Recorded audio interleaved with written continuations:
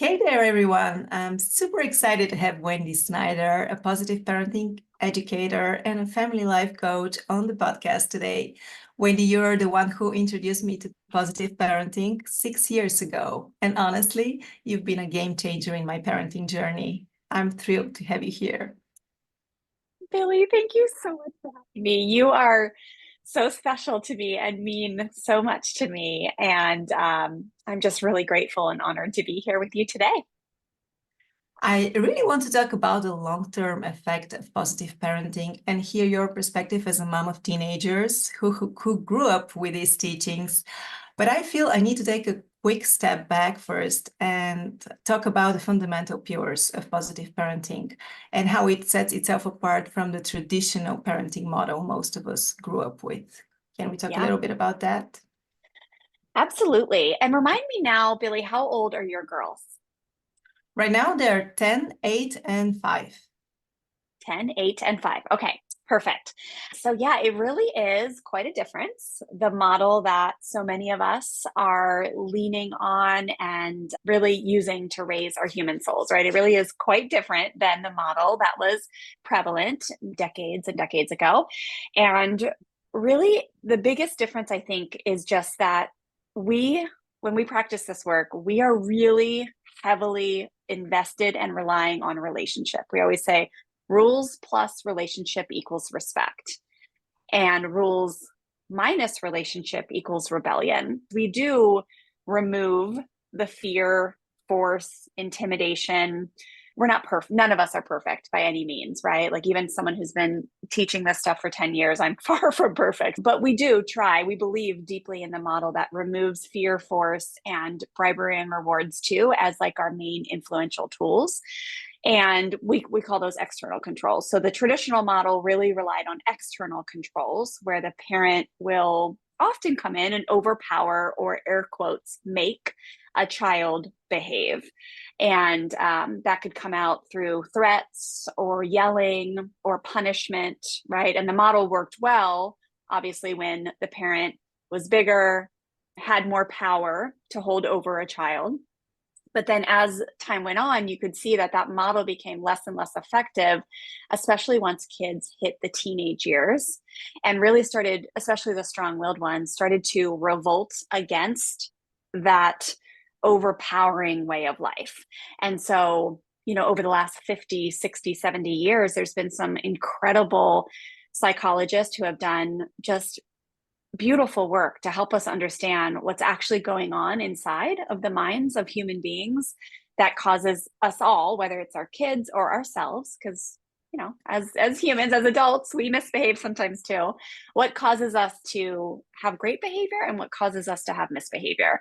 And so nowadays, those of us who kind of air quotes subscribe to this model, we really are looking to be true influential, like true power influencing of our kids, instead of falling into that fear, force, external control model.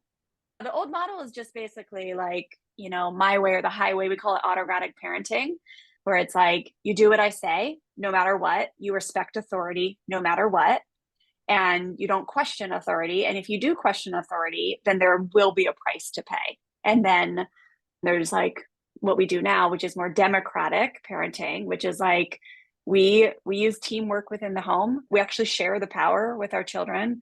Everyone pitches in. Everyone's responsible for contributing to peace in the home. We really come at it from like an empowered angle with our children to help them have intrinsic controls, so they keep their hands to themselves in an argument with their sister because they want to, and it feels good to have that self-control, versus they're scared they're going to get their iPad taken away. Yeah, that's awesome. I hear a lot of parents worrying about giving choices to their kids and letting them think that the world revolves around them. And they're concerned Yeah. about the needs for their kids to understand how the real world works. What's your take on that? Yeah. The real world. Oh my goodness. Yes, the real world. Well, I believe the real world is actually full of choices. I think the people who fall into the thinking that it's not full of choices, in my opinion, often live in like a very blame centric life or a victim mindset place where they believe they don't have choices. They believe that they're not actually crafting their life. They believe that everything that happens to them wasn't because of their choices, it was because of somebody else, or they have no power. Like that's often where I find people are really challenging that. And I get it. I was there once too, but now I realize that life is one big choice, right? Like, especially for those of us who live in, countries that have a democratic model, we are filled with choices. And it really makes a difference with how life rolls out, whether it's your career, your marriage, your friendships, your faith walk, the way you raise your children, depending on the choices you make in the world. So, with that said, what I found is the children who are actually empowered in the home and given choices, they actually demand it less out in the world. And that's because their power bucket is filled up. So, and remind me, Billy, is one of your kids strong-willed at all? Or are they all, I mean, all kids go through power surge stages of life, but are any of them like strong-willed? Yeah, I've been blessed with two of those. Like my Two oldest of one them. is the one because of whom I looked for help. Then I have Yeah. have a really kind-hearted, quiet, and shy second girl. And then, wow, the third one is like the most strong-willed of them all. So, Oh my gosh. Is that Wendy? yeah, yeah, that's Is that Wendy? Wendy. Oh my gosh. I've grown a lot through the process, and I remember posting in your private Facebook group about my early wins and feeling on top of the world. Boy, let's be real, that was just the beginning of the journey, and it's filled Yeah. with ups and downs. And I've had doubts. Am I doing the right thing?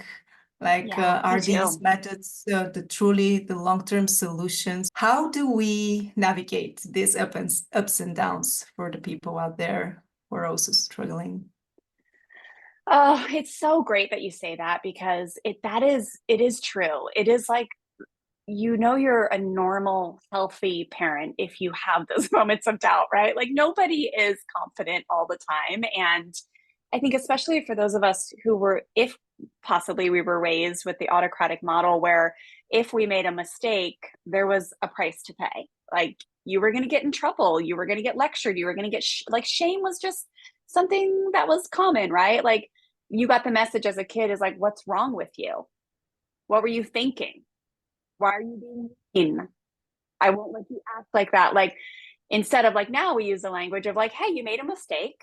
And of course, you'll be held responsible and I'll teach you the life skill that you're missing. So tomorrow you can make a different choice, but there's nothing wrong with you.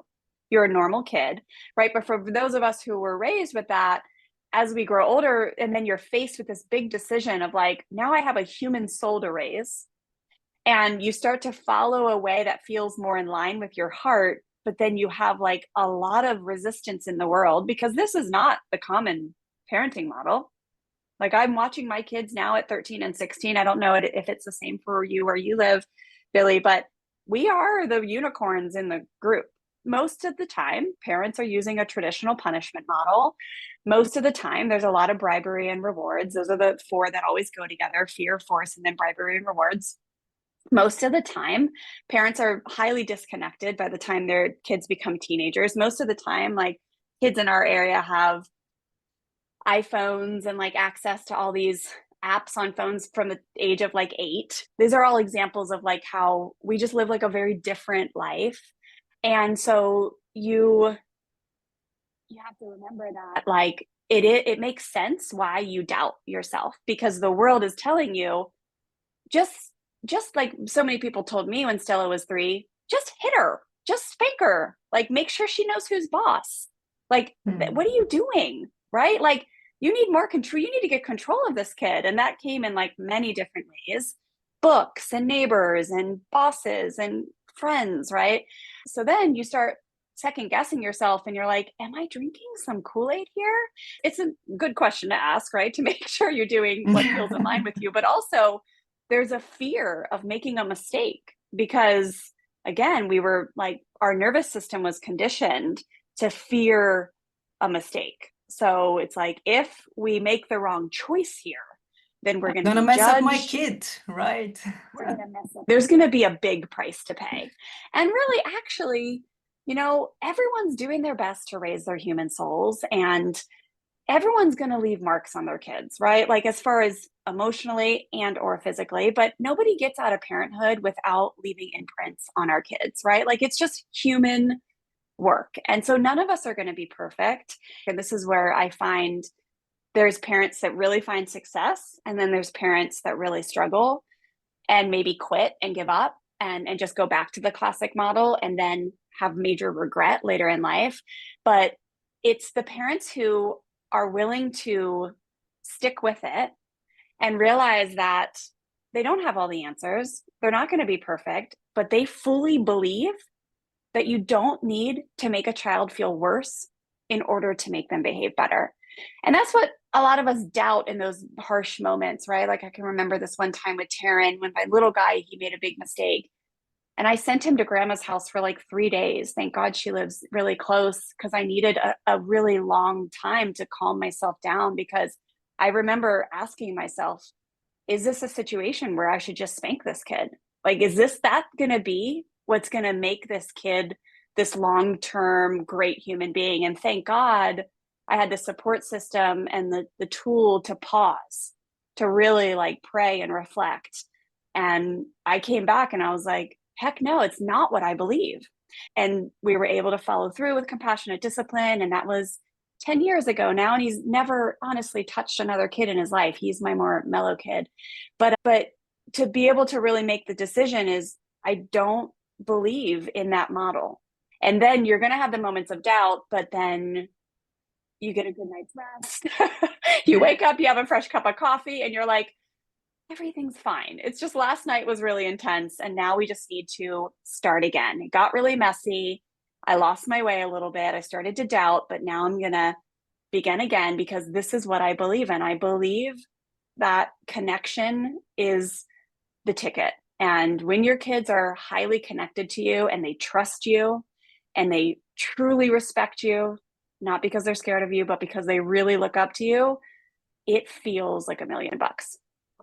You know what? I struggle still with the Mm-hmm. respect part, because we have a deep connection with all of them. But my oldest one is trying to test my limits right now. She's trying some behaviors that really trigger me and being disrespectful. For example, my mom is in the room and she's like, "You're gonna leave her talk to you like this?" And I'm Yeah. like, Yep. okay, am I missing something? Because she will feel bad after that. But she still keeps talking to me in a way that's not appropriate. That's not all the time, but still, there are those situations where I wonder, am I doing the right thing? Oh, okay. Let's break this down for a second, Billy, because this is so good. Okay, so tell me if you can resonate with this at all. But there's handling of misbehavior and teaching a life skill, right? That's what we do as parents. So in that situation, something is happening for your daughter that's causing her, like it's an emotion that she's not fully processing, or it's that she's just doesn't understand how to yet, right? Because in our culture, like emotional literacy is not the norm. Those families like us who are doing it, we are really bucking against the system and teaching this to them. But either she has an emotion that she's trying to, like, whether it's hurt, or that you won't let her have an iPhone, or it's, something she's processing, and she's learning to communicate what she wants, ask for what she wants, express her emotions in a healthy way, in a way that respects herself and others, right? And you will continue to teach her how to do that and never give up on her. So there's that task, which is just parenting and how we teach here. And I'm sure you spread on your podcast too. But then you add someone watching you.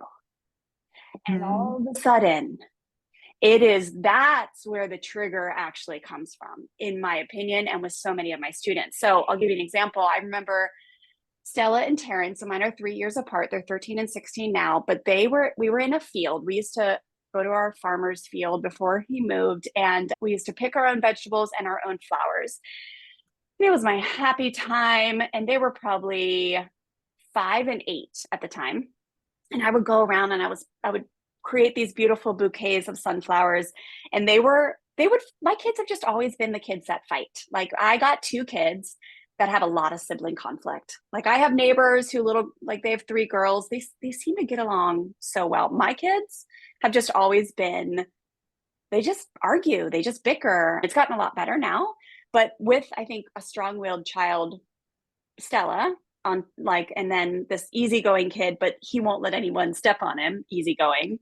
It's just been a lot. So that day I'm picking my flowers and they start like bickering. And at the time, I remember they were like playing with sticks or something. And I'm over here picking my flowers and I'm just doing my work, right? Like I'm like processing the emotions. I'm like, we can do this. I can stay calm. I can stay detached because fighting has always been a big trigger for me. And also I was always scared someone was going to get hurt. But I'm over here, I'm doing my work. I'm like, I can stay detached. And our big thing at Fresh Start Family is we want to teach you how to teach your kids how to fight, because thinking that you're going to have kids that never fight is like good luck. But teaching them how to fight, how to disagree, how to have, differences of opinions in a way that is respectful, that doesn't cause harm, that is the journey. So I'm picking my flowers and I'm like, I'm going to give them a moment. I'm going to let them work this out. And I'm just trying to, like, I believe in them. They're capable. We've talked about this. And if I need to go over there and do a little peaceful conflict resolution or a win-win, I will.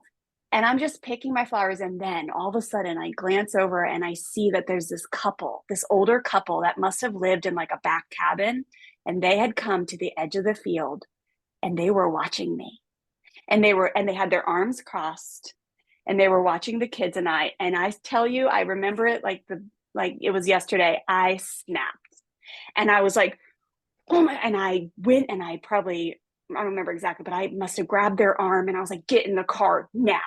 And I got them in the car and I was like, I'm so sick and tired of you guys always fighting. And I lectured them and I yelled at them. And then I had to take Stella to drum lessons. She's a drummer. And I basically like kicked her out of the car. And I was like, get out of the car now. I was so enraged.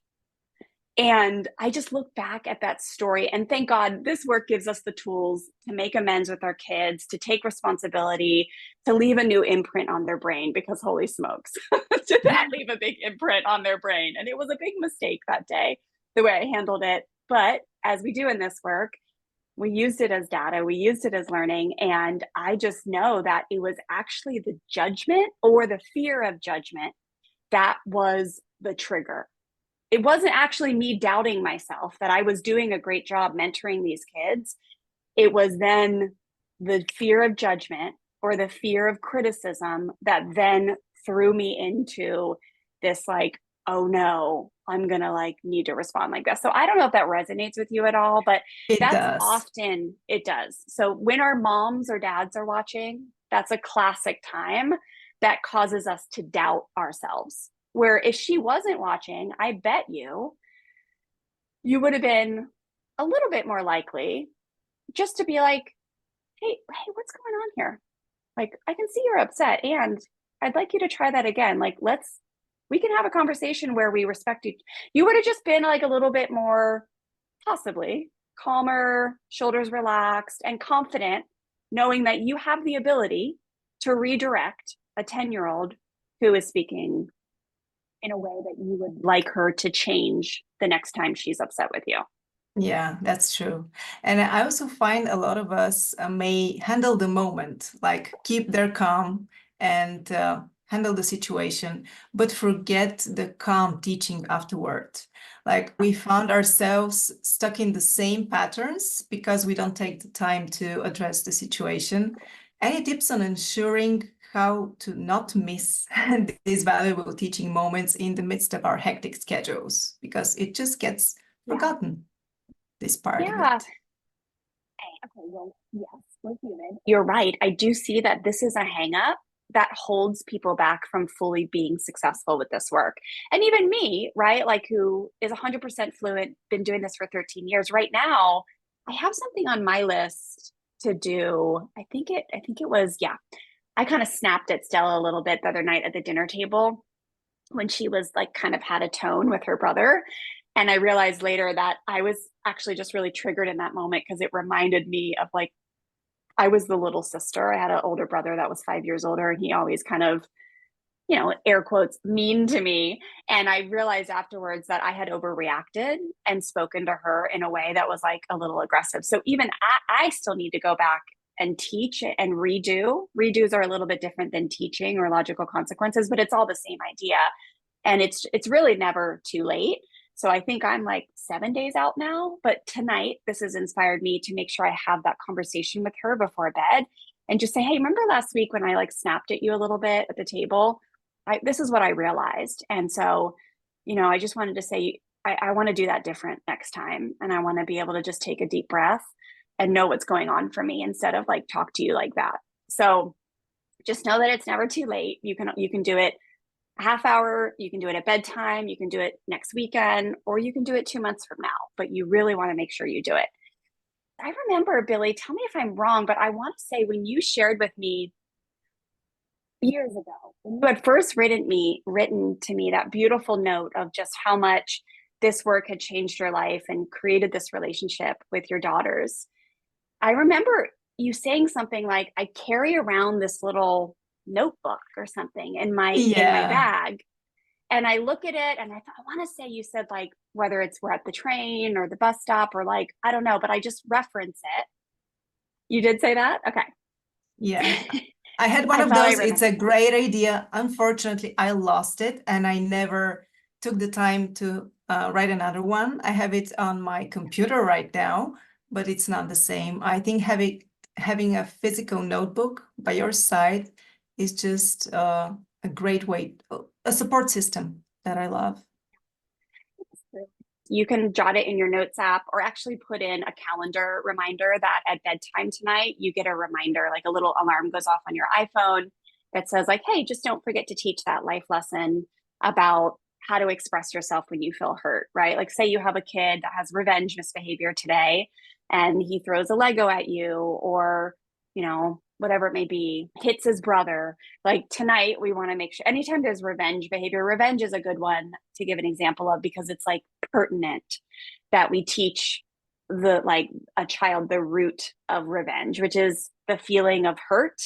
And kids are like basically culturally conditioned and for many other reasons, like they have this mistaken belief that when I feel hurt, I must hurt back, often because that's what's been modeled to me. And so we really want to come beside these kids later and this is what we do instead of punishment. We do logical consequences, which includes many different types of teaching, but one of them can just be simply to educate a kid of like, hey, earlier when you hit your brother, I think what was happening for you, I don't think you think he's stupid. I know you called him stupid and then you hit him, but I know that you don't think he's stupid. I know that you guys actually have like you love each other so much. I think you were just really mad and hurt that he wouldn't let you play with that video game or the Legos. And so that's the feeling of hurt. And that's not a weak one. That's not a feeling for like boys feel hurt, girls feel hurt. And when you feel that, this is how you can move through that in a way that respects yourself and others. And then you teach, right? And then you give personal examples of when you felt hurt or how you used to smack back or say unkind things back to people when they said something hurtful.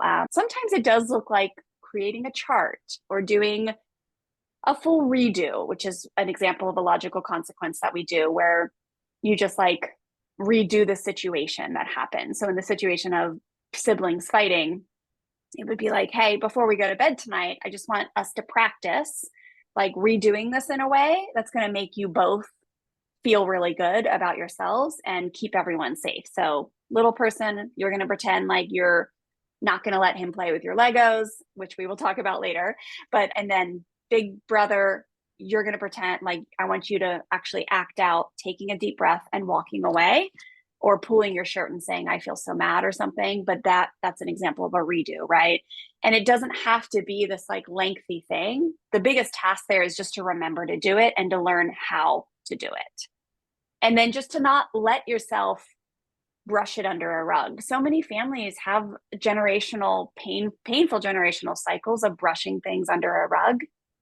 And it really can do damage, like we don't want to brush things under a rug. When you do that, resentment, bitterness, like hopelessness, disconnection, all those build when you don't come back and revisit something and like get to the root of the problem and learn while like connected with your kid. I love that so much.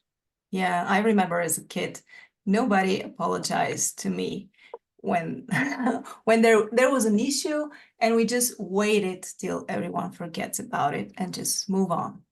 So this is something I try not to do with my kids. Isn't that interesting how that was the norm, Billy, but that also still is the norm. I see it like with my daughter's best friend who's 16. I mean, it is intense how big the fights they have, and then like her and her parents, and then they will never talk about it ever again. I mean, it's Yeah. place nowadays still. And it was exactly how I was raised. And so, yeah, I'm with you. So I'm so happy that you're not going to continue just being a rugger brusher. You mentioned logical consequences, and this is what we do instead of punishment. But I know even the positive reinforcement is not the best approach. Would you clarify it for people why? Why not? Why not praise our kids for a job well done? Praise versus encouragement. This is an area when I first learned about this, I remember being like, that is so dumb. Like, what is the big deal of saying good job to my kid? And it's not like saying good job is bad. And just that when you realize like how praise is often rooted in judgment, and then encouragement is more rooted in like inspiration and acknowledgement. So the big difference, like, we teach our students how to do it differently, is saying like, good job, I'm so proud of you. It's like, wow, you did it. Like, you kept your hands to yourself. How did that feel? You made it through the entire church service and the church nursery, even though you were really upset and you didn't want me to leave. Thank you. I was able to have like a really nice church service, and you did it. You are capable of doing big things even when you're scared. And I see you, and I know that was a lot for you, and you did it. And I'm so inspired by you. Like, it just comes across so much different than good job. I'm so proud of you. I approve. You Hmm. did it well. And again, it seems so innocent, but it's with strong-willed kids, especially, I believe it wears on their souls. And they just have this like huge desire to feel powerful. Like when my kids were little, Taryn is my more easygoing one. So let's just take Stella and Taryn too, but they just wanted to know the answers, right? Like you would start to do something for them and they'd like kind of push you out of the way and be like, no, no, no, no, no, I do it. One of them would say, me do it. The other one would say, I do it. And they just, you could tell their little bodies, especially Stella, she was thriving when she was steering the ship, when she was tying her shoe, when she was like building the sandcastle. And so it's kind of the same with praise versus encouragement when you're teaching life skills, when you help your child realize that they're the ones who did that. And they're the ones who should be really talking to themselves and saying, way to go, because kids battle the internal critic really young. And just like us adults do, and no one taught us when we were young how to battle that internal critic, that's like going to be like, you're not good enough. You didn't do it good enough. You did it wrong. But instead, if we teach them from a very young age how they can actually encourage themselves and realize how capable they are, even when they feel challenged of doing things, that's the power of encouragement versus praise. There really is no right versus wrong here. So when you use praise, it's not right, it's not wrong. It's just praise. That's just what it is, right? Whereas like using encouragement is just a different way to acknowledge what they've done. So just that in itself, if you start using that different language with yourself of, oh, I just want to like challenge myself to switch it up into, wow, you did it. I'm so inspired by you. I actually completely replaced, like, I don't say, even with myself and my team, and the whole team is like this now, we don't ever say proud. We say inspired by. And it took us a few years. But we say, I am so inspired by us. I am so inspired by you. I am so inspired by myself. Because inspiration is something that like affects people. It when I'm inspired by myself, I want to do it more. Proud is like I'm off the hook. Like I did it good, you know? So, but just Yeah. taking away that pressure as a parent, like I got to get this right. No, it's not wrong to say you did great, you didn't hit her. And you can like challenge yourself in a fun way to like switch it up and just see what happens, see how they respond if you're like, you did it. Way to go. I saw it. I saw you keep your hands to yourself. And I know that was so hard. I'm so inspired by you. Like you did it. I love the reframe. I love it. Inspired. That's a great word. Okay, I'll try that. So now let's talk about the long-term effects. What are some of the benefits you've observed? When I envision success as a parent, it's about enjoying time with my kids, being calm and confident that they're going to be okay out there in the world. And I would like to be their go-to person when they need guidance. So is this what you're seeing with your own teenagers? Is this the way to achieve these goals? It really is. Oh my gosh. It is such a fun stage of life right now to be there and have 13 and 16-year-old. Again, we started this work when Stella was 3. So we are 13 years in now. Because I've built my career out of this, we are a very like dedicated, became fluent probably within like 5 years. So we've been fluently practicing this for 8 years or something. But my gosh, it's so fun to see it actually playing out in real life because so much of this journey was an experiment, right? Like you can read all the books and get all the certifications, but until you see it for your own eyes, again, you have a little bit of the doubt, right? Like I remember in kindergarten when Stella, a few of the parents were complaining that she was a bully. And that's when I started volunteering in the classroom so I could like really see what was going on. And I started teaching some of the work that we teach at Fresh Start Family, but she was called a bully. And then also we started to like kind of do things a little different than the public school system after we watched the Race to Nowhere documentary. And I remember just being so scared, like, what if it doesn't work? You know, like what if we say that we're not going to force our kid to do homework and then she like starts failing out of school or she becomes a bad student? What if we don't reward our kids for good grades or stress about good grades and then they become bad grades, right? Or what if Stella really does grow up to be this very mean kid that's like the mean girl, right? Like, so there's all these worries. And then now here we are where we just see it. Like, it is such a difference. Stella, I'll just take her, for example, the 16-year-old.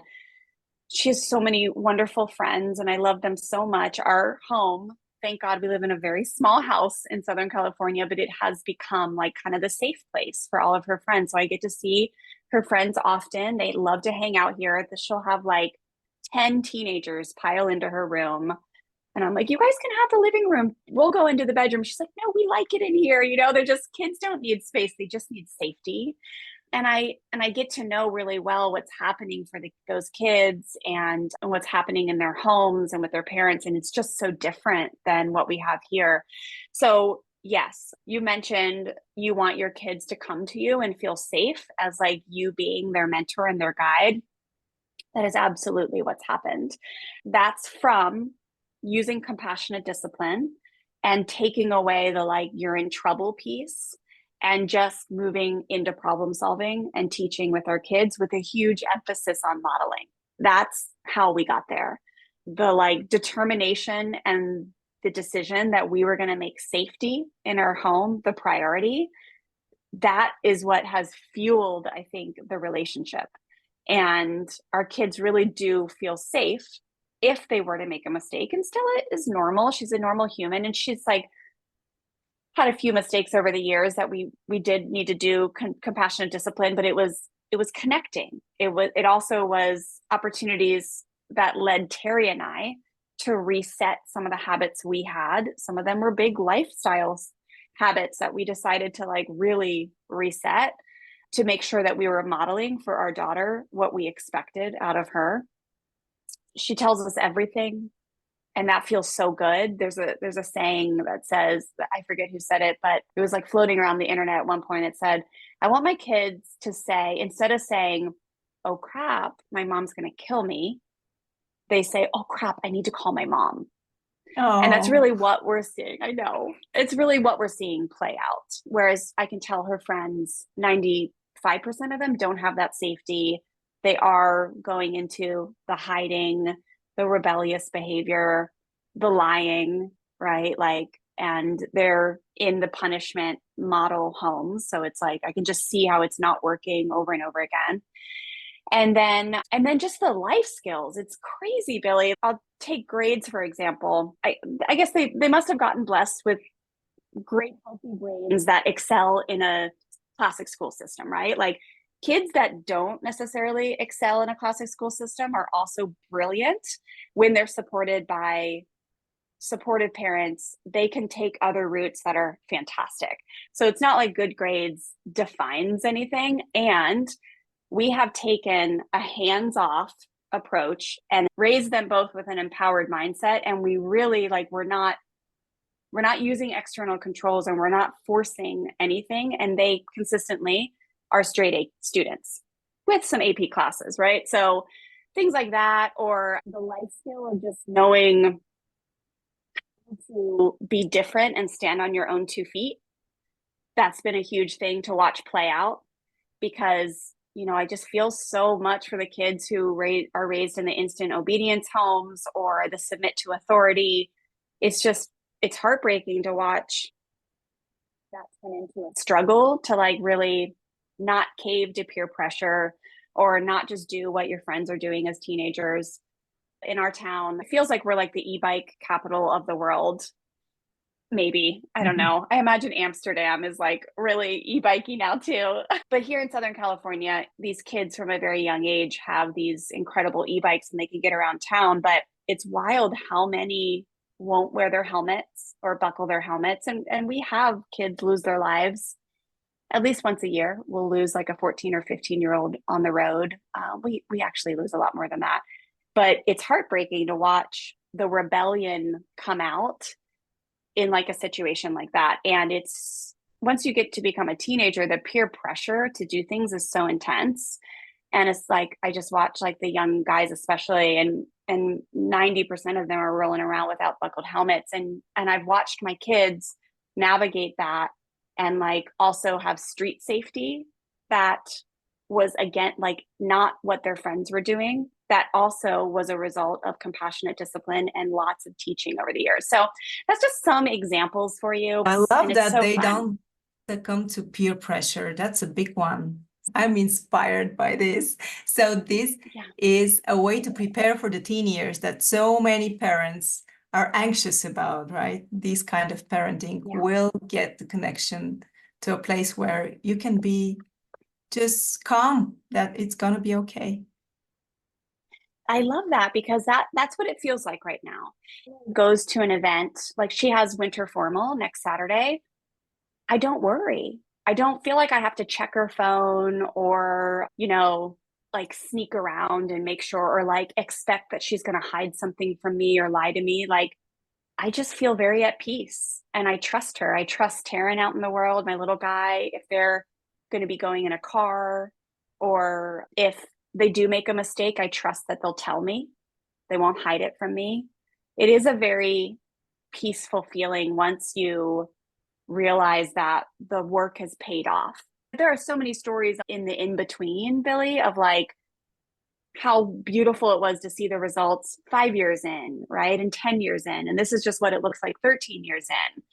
But it really does work. And if you want kids that have like very strong intrinsic control muscles, like the ability to do what's right when no one's looking, then the style of parenting is the ticket.